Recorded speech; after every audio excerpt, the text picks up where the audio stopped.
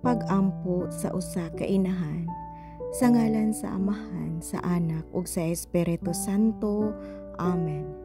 Ginoo, salamat sa grasya nga imong gihatag kanako isip usa ka inahan. Gipasidunggan ko ang papel nga akong giatiman para sa akong pamilya.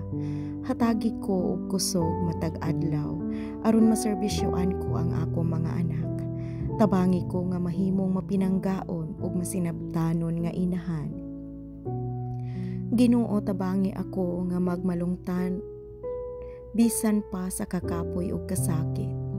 Usahay ako mahuyang ug maluya apan nagasalig ako sa imong kusog. Giyahi ako sa pagdisiplina sa akong mga anak nga may kaluoy ug katarungan. Pahinumduman mo unta ako nga ako usa ka ehemplo sa ilang kinabuhi.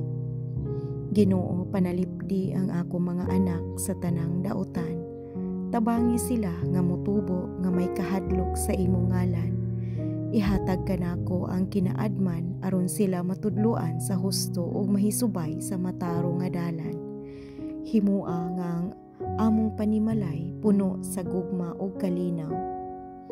Ginoo, hatagi ko og kusog sa dihang akon masakitan o masuko. Itudlo kanako ang pagpugong sa akong emosyon ug mga pulong. Hatagi ko og kasing-kasing nga mapasayloon ug magmalumo. Tabangi ako nga masabtan ang kahimtang sa akong mga anak. Ginoo, salamat sa kalipay nga akong nasinati isip usa ka inahan. Bisan pa sa mga pagsulay, buot ko nga ipadayon ang akong pagserbisyo. Ginoo, padayona ang imong panalangin sa among pamilya. Sa tanang butang, pasidunggan kanamo ug pasalamatan hangtod sa kahangturan. Amen.